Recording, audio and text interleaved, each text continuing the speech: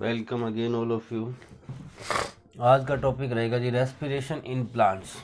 ठीक है, पिछली क्लास में हमने रेस्पिरेशन के बारे में बेसिक पढ़ लिया था, क्या होता है उसके दो टाइप करी थी, एरोबिक और एनारोबिक रेस्पिरेशन। अब हम पढ़ेंगे जी रेस्पिरेशन इन प्लांट की, प्लांट के अंदर रेस्पिरेशन कैसे होता है। तो इसमें लिखोगे जी प्लांट को रेस्पिरेशन के लिए कौन सी गैस चाहिए जी, वुमेन्स को क्या चाहिए, और रेस्पिरेशन के लिए आपका ऑक्सीजन चाहिए, कार्बन डाइऑक्साइड क्या कर लेते हैं वो रिलीज कर लेते हैं। तो प्लांट्स को क्या चाहिए जी, तो ये बात ध्यान रखना, आप नोट कर लेना कि प्लांट्स भी यूज करते हैं, किस गैस का यूज करते हैं जी रेस्पिरेशन के लिए, तो हमेशा ध्यान रखना ऑक्सीजन गैस का ही यूज करते हैं। Plant also use oxygen of air की ऑक्सीजन, ठीक है जी, फॉर रेस्पिरेशन। आप सोच रहे हो कि नहीं ये कार्बन डाइऑक्साइड यूज करते हैं, तो मैं बता दूं आपको, ये कार्बन डाइऑक्साइड यूज करते हैं फोटोसिंथेसिस में, और ऑक्सीजन को छोड़ते हैं ये फोटोसिंथेसिस की प्रोसेस में, जो प्रोसेस होती है खाना बनाने की इनकी। ठीक है, लेकिन रेस्पिरेशन की डेफिनेशन ही हमने ये लिखी थी, ये ऑक्सीजन की हेल्प से होगी। ठीक है, तो प्लांट्स रेस्पिरेशन में भी किसका यूज करते हैं, ऑक्सीजन का यूज करते हैं। आगे आप समझ जाओगे किस हिसाब से यूज करते हैं। तो plants also use oxygen of air for किसके लिए जी, रेस्पिरेशन के लिए। समझ आ गई होगी यहां तक आपको बात। ठीक है, आगे देखो, एंड रिलीज करते हैं जी, कौन सी गैस रिलीज करते हैं, तो रिलीज करते हैं जी CO2 यानी कार्बन डाइऑक्साइड। मैं लिख देता हूं आपको यहां पर कार्बन डाई ऑक्साइड। और कौन सी गैस रिलीज करते हैं जी, कार्बन डाइऑक्साइड रिलीज करते हैं। ठीक है, आगे बात समझ में। अगली लाइन में लिखोगे आप respiration in plants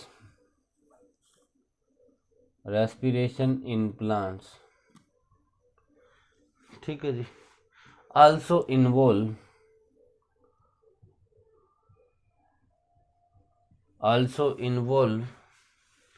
the exchange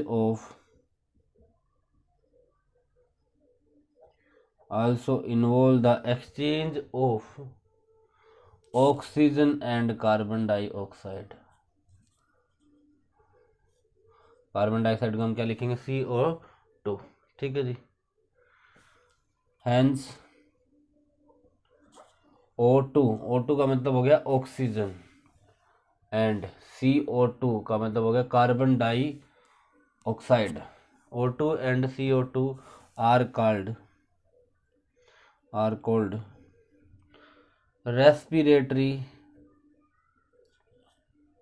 gases. इसका मतलब समझो जी, प्लांट्स भी यूज करते हैं ऑक्सीजन का, किसके लिए, रेस्पिरेशन के लिए, और बाहर क्या छोड़ते हैं जी, CO2 गैस को छोड़ते हैं।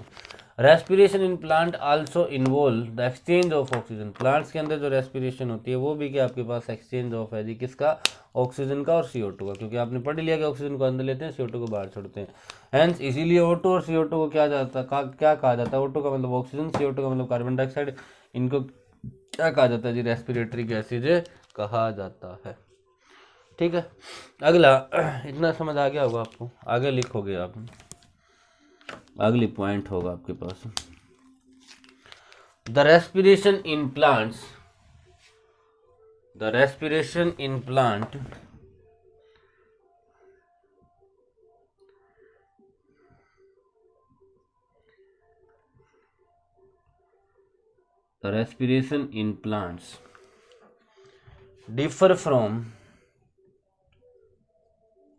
differ from that in animal in 3 parts। ये कह रही है लाइन कि जो प्लांट्स में रेस्पिरेशन होता है और जो एनिमल में रेस्पिरेशन होता है, इन 3 पार्ट्स लिखोगे, इन 3 पार्ट्स। प्लांट्स की रेस्पिरेशन और एनिमल की रेस्पिरेशन में कुछ डिफरेंस होता है, एक दूसरे से क्या होती है, दोनों की अलग, यानी पौधे जिस हिसाब से रेस्पिरेशन करते हैं, एनिमल जिस हिसाब से रेस्पिरेशन करते हैं, दोनों अलग अलग है। उसके कुछ 3 एक पार्ट नीचे डिस्कस कर रखे हैं जी। ठीक है, कौन कौन से 3 पार्ट है उनके बारे में लिखेंगे। सबसे पहला पॉइंट क्या कह रहा है जी, all the part of a plant, all the part of a plant like root, stem and leaves, root, stems and leaves perform respiration individual and perform respiration individual, ठीक है। ऑन द अदर हैंड, इसका मतलब मैं बताऊंगा आपको। On the other hand an animal performs, an animal performs respiration as single unit,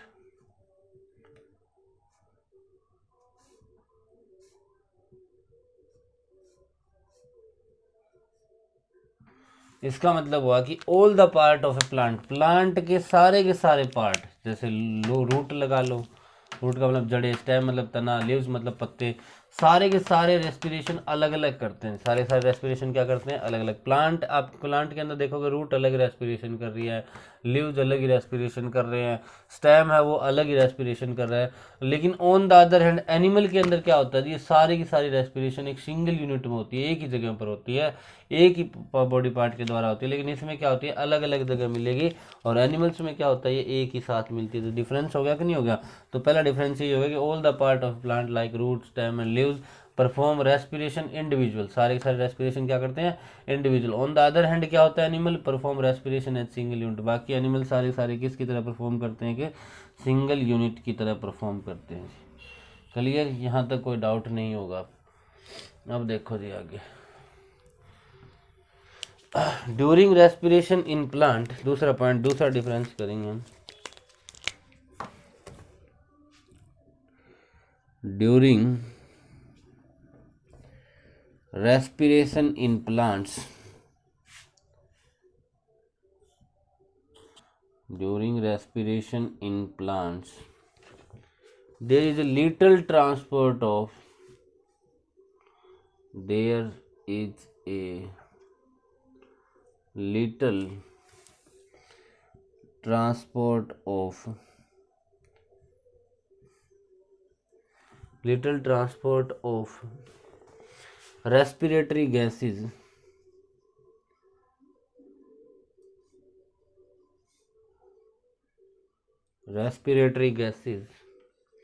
from one part of plant to other, from one part of plant to other। इसके बाद ठीक है, on the other hand, on the other hand, ठीक है, on the other hand respiratory gases are,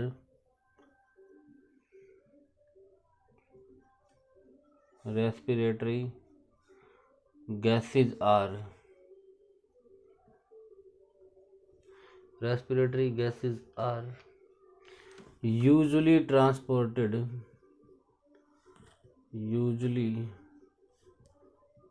transported over long distance,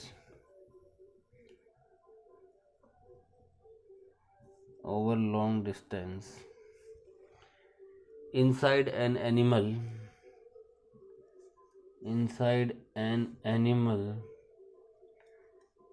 during respiration,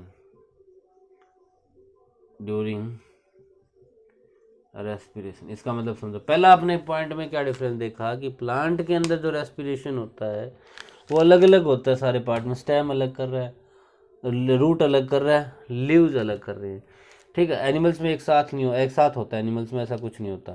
तो एक बात बताओ, जो स्टेम, मान लो ये प्लांट है आपका, कोई भी हम प्लांट मान ले, ये आपका पास पर एक प्लांट हो गया, ठीक है।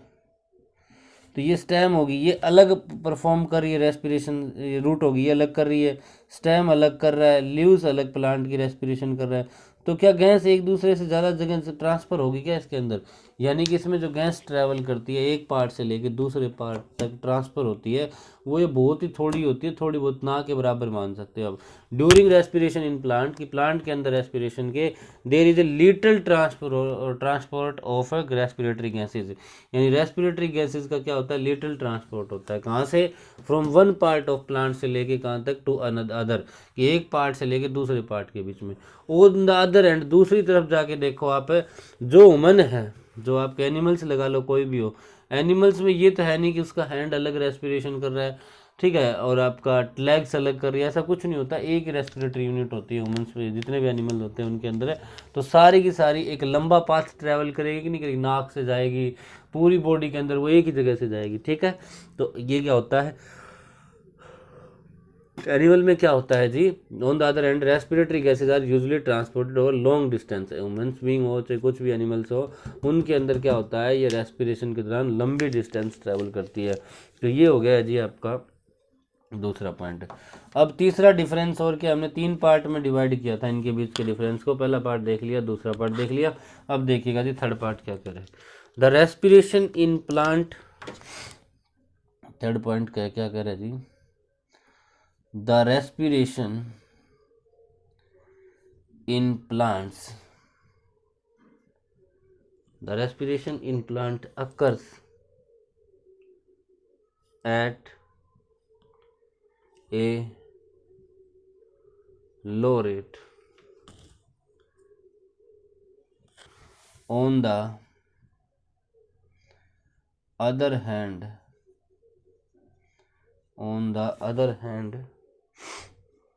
respiration in animal,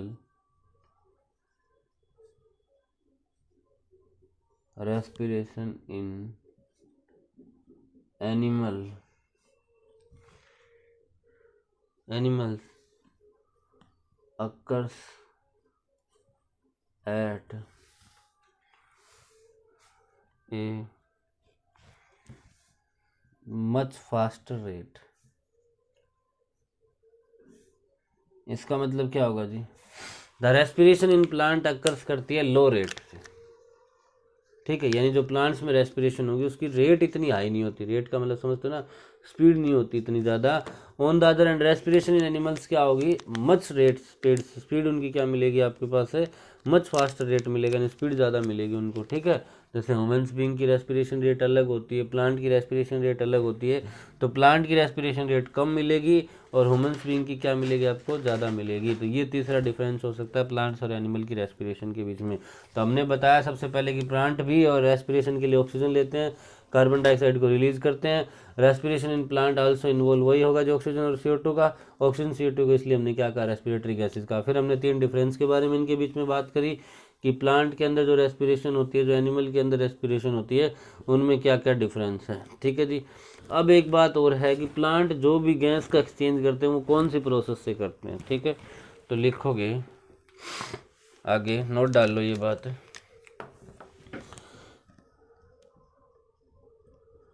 कि plants gets oxygen by diffusion। Plants जो ऑक्सीजन लेते हैं वो किस प्रोसेस से लेते हैं जी? डिफ्यूजन की प्रोसेस से लेते हैं, ठीक है। अब बात आती है कि फिर ये डिफ्यूजन क्या चीज़ है जी? तो लिखोगे आप डिफ्यूजन के बारे में। डिफ्यूजन, प्लांट्स को ऑक्सीजन मिलती है, कौन सी प्रोसेस से मिलती है? डिफ्यूजन प्रोसेस से मिलती है। तो अब लिखो डिफ्यूजन क्या है ये, ठीक है। तो लिखोगे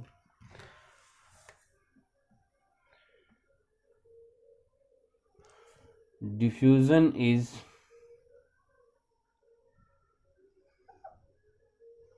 a process,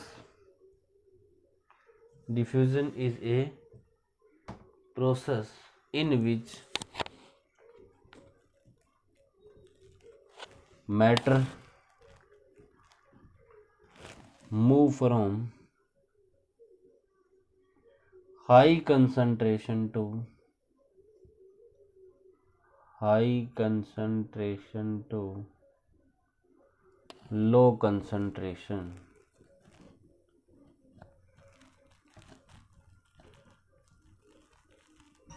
ठीक है, ये क्या होगा, इसका मतलब है मान लो एक यहाँ पे कंसंट्रेशन का मतलब यहाँ पे एक ऑक्सीजन के मॉलिक्यूल है, इतने सारे भरे पड़े हैं, इतने सारे मॉलिक्यूल है, यहाँ सिर्फ 5 मॉलिक्यूल है, तो यहाँ वाली ऑक्सीजन इधर जाएगी कि यहाँ वाली ऑक्सीजन इधर आएगी। तो हमेशा ध्यान रखना जहाँ हाई कंसंट्रेशन है वहाँ से कहाँ जाती है, जहाँ लो कंसंट्रेशन होगा। यहाँ कंसंट्रेशन ज़्यादा है कि नहीं, ज़्यादा मॉलिक्यूल है, तो यहाँ कंसंट्रेशन क्या है, तो हमेशा कहाँ से जाएगी, हाई से लेके लो की तरफ जाएगी। तो यहाँ से ऑक्सीजन के मॉलिक्यूल यहाँ ट्रांसफर होंगे।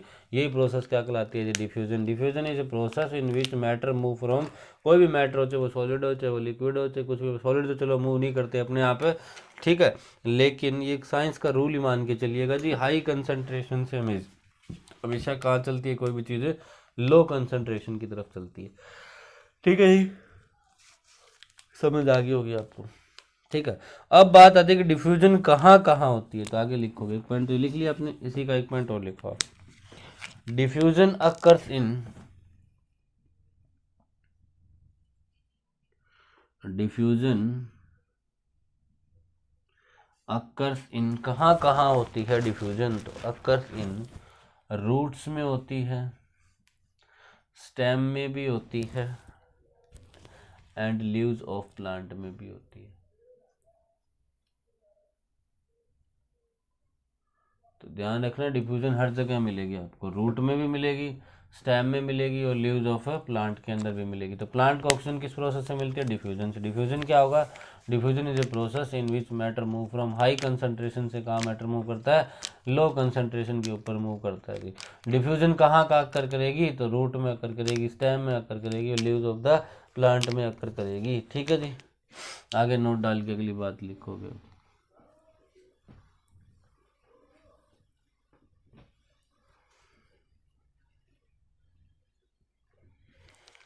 नोट डाल के लिखोगे, ये बात है। ठीक है, respiration occur during the day time only. ठीक है, respiration occurs during the day time as well as night time. जो रेस्पिरेशन की प्रोसेस है वो दिन में भी मिलेगी, और क्या मिलेगी आपको, रात को भी मिलेगी। समझ आ गई आपको। वाहिल फोटोसिंथेसिस की हमने एक कंडीशन लिखी थी, क्या क्या चाहिए, क्लोरोफिल चाहिए, सनलाइट चाहिए, वाटर चाहिए। ठीक है जी, और आपका चाहिए वाटर चाहिए, क्लोरोफिल चाहिए, सनलाइट चाहिए, और आपका मिनरल्स वगैरह चाहिए फोटोसिंथेसिस के लिए। लेकिन सनलाइट चाहिए कि नहीं चाहिए आपको, सनलाइट तो चाहिए, उसके बिना फोटोसिंथेसिस हो ही नहीं सकती। तो रेस्पिरेशन, अब ये तो नहीं है कि दिन दिन में सांस लेते हो, रात को भी तो सांस लेते हो। तो रेस्पिरेशन होती है वो डे टाइम में भी होती है, और कहाँ होती है, नाइट टाइम में होती है। किसके अंदर, इन प्लांट्स, आगे पूरा लिखो, इन प्लांट्स। वाइल, जबकि क्या होगा जी, क्या फोटोसिंथेसिस रात को हो सकती है, और क्या रात को सनलाइट मिलेगी, इसको नहीं मिलेगी। तो while photosynthesis occurs in day time only, जो फोटोसिंथेसिस होती है वो आपकी सिर्फ दिन के टाइम पे मिलेगी, लेकिन रेस्पिरेशन क्या मिलेगी आपको, दिन और रात दोनों टाइम में मिलेगी। ठीक है, देयरफॉर, इसलिए, therefore the net, therefore the net gas exchange is, इसलिए नेट गैस एक्सचेंज कितना होगा। मान लो मैंने आपको पहले बताया था ये प्लांट आपका, मान लिया जी। अब देखो क्या होगा, अब मान लो फोटोसिंथेसिस में क्या होता है जी, दिन के टाइम की बात करते हैं पहले, इन डे टाइम बात करते हैं, in day time, day time में दिन में क्या बनाएगा, ये फोटोसिंथेसिस बनाएगा। फोटोसिंथेसिस में क्या करेगा, ये एटमॉस्फेयर से CO2 ले लेगा, और बाहर क्या रिलीज कर देगा, ऑक्सीजन। लेकिन इसके साथ साथ रेस्पिरेशन भी तो करेगा कि नहीं करेगा, सांस भी तो लेगा कि नहीं लेगा। तो जब ये रेस्पिरेशन करेगा तो इस ऑक्सीजन का कुछ एक पार्ट ये अपने पास ही रख लेगा, और यहाँ से बाहर क्या रिलीज कर देगा, CO2। तो नेट देखो, मान लो इधर से 5 बंदे खींच रहे हैं, इधर से खींच रहे हैं आपको 5 बंदे, इधर से खींच रहे हैं 3 बंदे, तो नेट कितना मान सकते हैं हम? ये अपोजिट में मान सकते हैं कि सिर्फ 2 बंदे ही फालतू खींच रहे हैं, बाकी तो 0 मान सकते हो, क्योंकि 3 इधर खींचने वाले 3 इधर, वो तो 0 ही हो गया आपस में एक दूसरे के। तो नेट कितना हो जाएगा? 2 खींच रहे हैं, ये कह सकते हैं हम। इसी तरह मान लो 10%, 10 ऑक्सीजन आई आपके पास, 10 किलोग्राम लगा लो, कुछ भी लगा लो, 2 किलोग्राम वापस छोड़ दी, तो नेट कितने किलोग्राम आई? 8 आई। तो वही निकाल रहे हैं हम कि नेट कितना गैस एक्सचेंज करेगी। तो ऑक्सीजन देखो, ऑक्सीजन तो बाहर निकलेगी कि नहीं निकलेगी डे टाइम में? मान लो ये 10 किलो न्यूटन इसने फोटोसिंथेसिस में बनाई, 2 किलो इसने रेस्पिरेशन में यूज कर ली, तो बाकी कितनी बाहर निकलेगी? 8 किलो। ठीक है, तो net gas exchange in day time किसके बराबर होगा? ये होगा जी O2 डिफ्यूज आउट, कि ऑक्सीजन कितनी डिफ्यूज हुई है, या कह सकते हैं हम CO2 कितनी अंदर आई है, CO2 डिफ्यूज इन, इसके बराबर होगा कि नहीं होगा डे टाइम में? लेकिन इन नाइट टाइम देखो, अब नाइट टाइम में क्या होगा? नाइट टाइम में भूल जाओ ये ऑक्सीजन CO2, फोटोसिंथेसिस प्रोसेस ही बंद हो जाएगी नाइट टाइम में। लेकिन क्या होगा नाइट टाइम के अंदर? ये रेस्पिरेशन तो करेगा कि नहीं करेगा? तो जब ये रेस्पिरेशन करेगा तो इसको क्या चाहिए? इसको क्या चाहिए रेस्पिरेशन के लिए? ऑक्सीजन चाहिए। बाहर क्या छोड़ेगा ये? CO2। उल्टा हो गया, रात को उल्टा क्यों हो जाता है उसका कहानी ये है। ठीक है, तो ड्यूरिंग नाइट टाइम क्या होगा? ऑक्सीजन तो अंदर आएगी, तो O2 क्या हो जाएगा? डिफ्यूज इन, या फिर हम कह सकते हैं CO2 कहाँ जाएगी? बाहर, तो CO2 डिफ्यूज आउट। तो इनके बराबर होगा डे टाइम में अगर आपको निकालना हो नेट गैस एक्सचेंज, और आपको नाइट टाइम में निकालना हो तो ये होगा जी। तो ये था आपका टॉपिक आज का, रेस्पिरेशन इन प्लांट्स। कल हम करेंगे रेस्पिरेशन इन एनिमल्स के बारे में, कि एनिमल्स के अंदर रेस्पिरेशन किस प्रकार होता है, अलग अलग कुछ एक एनिमल की एग्जांपल भी करेंगे। तो अगर आपको हमारी वीडियो अच्छी लगी हो तो प्लीज़ इसको लाइक करना ना भूलें जी, कमेंट करना ना भूलें, वीडियो को शेयर करना ना भूलें, और चैनल को सब्सक्राइब जरूर करें जी। ठीक है, और अगर वीडियो अच्छी लग रही हो तो प्लीज़ ज़रूर कमेंट करके ज़रूर बताएं जी, आपके कमेंट ही हमें मोटिवेशन दिलाते हैं जी। Thank you, have a nice day.